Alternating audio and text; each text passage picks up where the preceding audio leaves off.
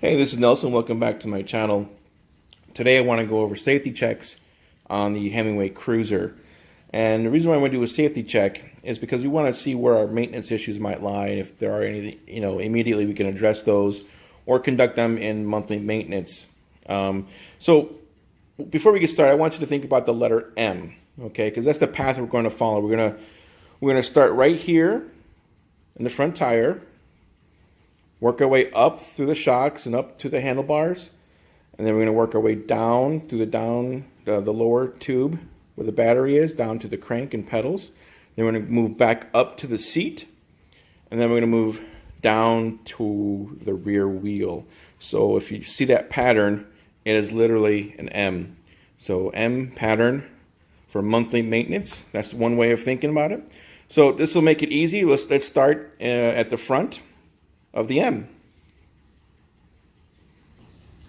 So the first thing to check is one of two quick releases, and that is the quick release right here for your front tire.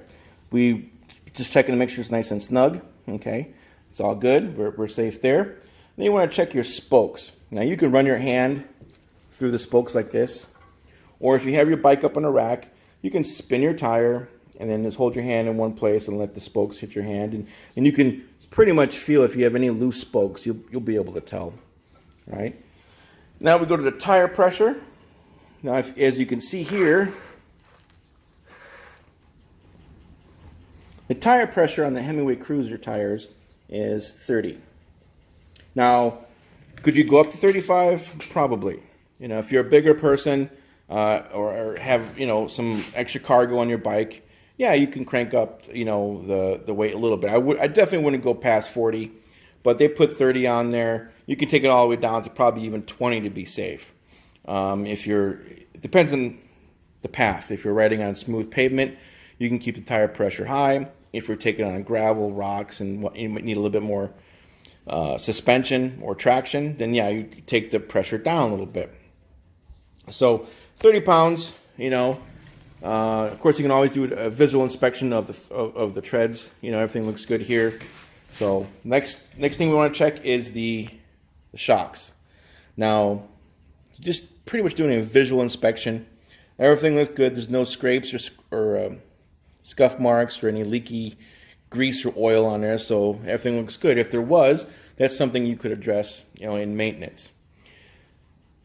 Now, you could also test how strong the connection is from your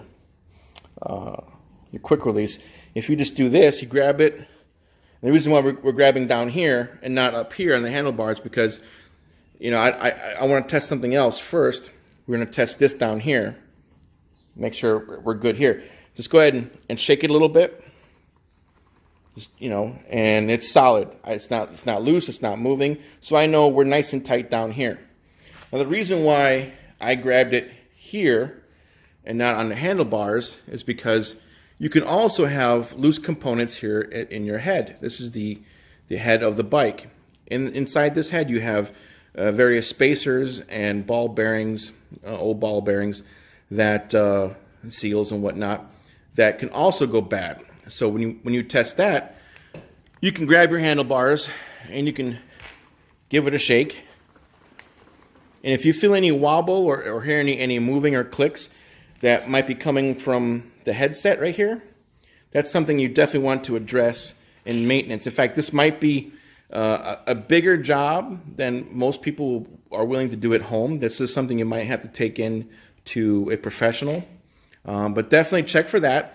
Make sure you don't have any wobbling sensations or any noise coming from your head. So next thing to check is for the brakes. Now I'm going to be manually pressing on the bike grip up here, but you just want to roll your bike forward and see if it stops. You can see the caliper moving. Now I have hydraulic brakes here. They're very, very responsive. Okay. All right. And when it comes to e-bikes, there are a lot of components. When you're dealing with any bike, whether it's an e-bike or a regular bike, with many moving parts. It's not a matter of if, it's a matter of when these parts may go bad or get loose or break on you. But with e-bikes, you have to keep in mind you have a lot of cables, a lot of them. So you definitely just want to do a visual inspection, make sure everything is connected, nothing's frayed.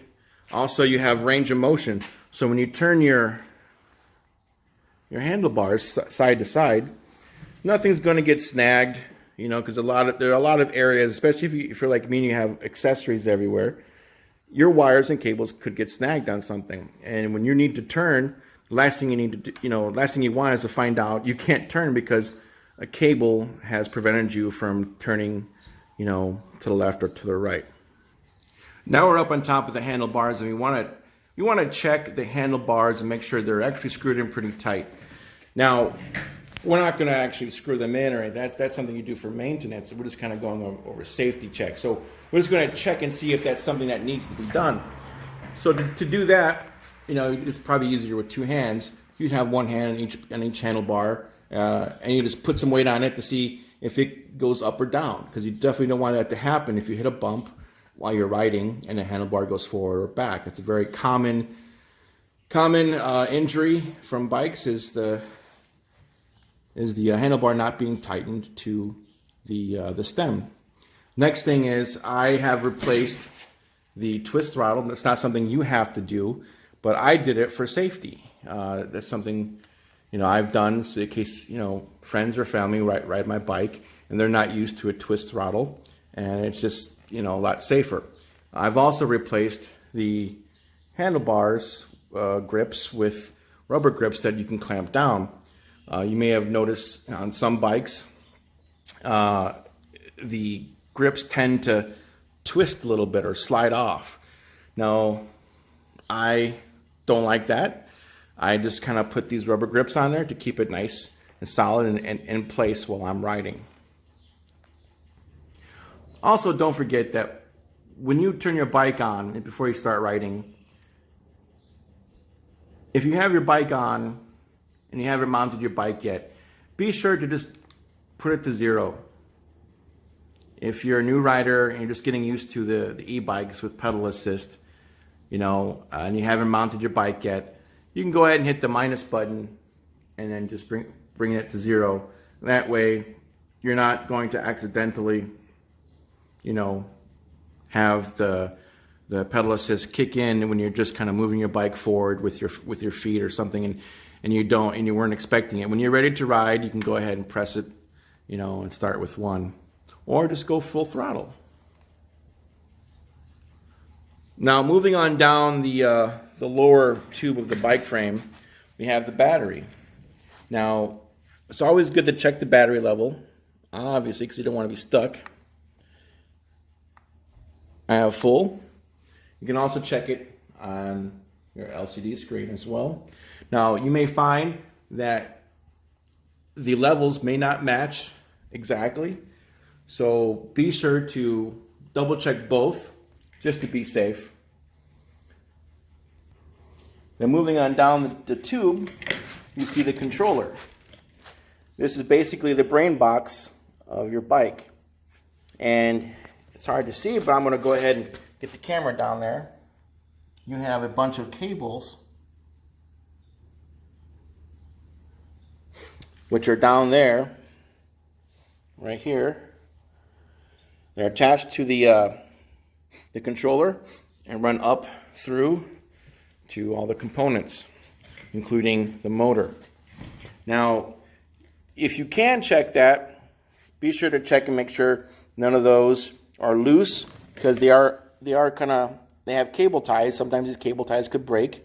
Make sure there's nothing sticking out that could get caught near the chain or the crank, and make sure nothing's frayed, because you could hit a curb or you can have rocks, you know, over time if you're, you know, on the bike trails, and that could chip away at the rubber or plastic around the cables. So definitely check for frayed wires underneath there. And then you want to check your crank and also the pedals. Now, when you look at your chain, you're just checking for debris, any rust. I'm not saying rust would be an issue, but it's something you could possibly address later in maintenance.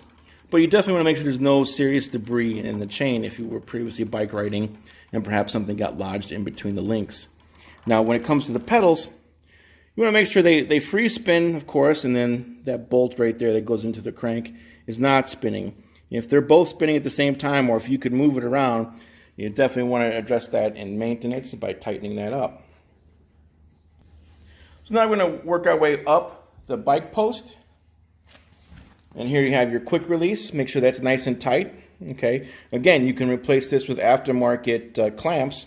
That way your seat can't easily be stolen, much like your front tire. You can always replace that with a bolt, and that way it's a lot difficult for someone to steal your front tire. But you definitely want to make sure you got no creaks. You want to definitely manipulate it, and just kind of before you get on it, check it.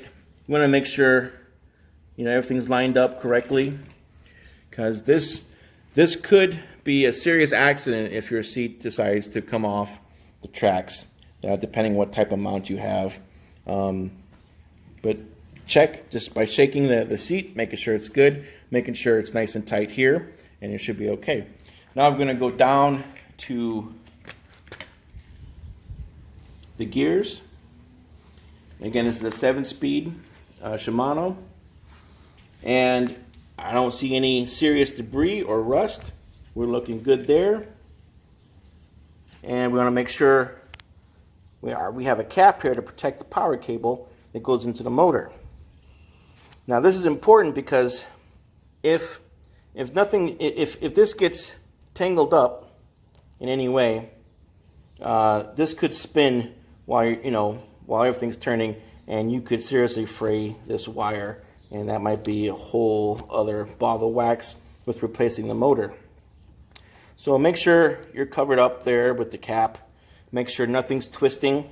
Make sure nothing's frayed, because this right here is a connection to your power cable to the motor. Back here, your Shimano 750 watt motor. All right, now we have a derailleur. Hopefully you've opted to put your derailleur on to protect the whole derailleur system from getting whacked or bumped out of place. These things are very, very sensitive, so you definitely want to put some sort of guard. And like I said, these derailleur guards come with the Himiway. If you don't have it, be sure to contact them to see if you can get one. Now we're looking at the rear brake, and we're going to do the same thing we did to the front. We're going to roll the bike forward while manually pressing on the bike brake grip up front, just to make sure it stops, and you can see it moving. All right, I don't hear any grinding. Everything is very, very responsive. And then you also want to do, again, the spoke check. Make sure you don't have any loose spokes, because when you're hitting large bumps, these spokes can loosen up. So we've checked that. All right. Now this cap, if you're ever assembling your bike, don't throw this away. This is something you can keep on there. That way nothing gets rusted here, because it would be terrible if this gets so rusted over time that this bolt becomes very difficult to take off.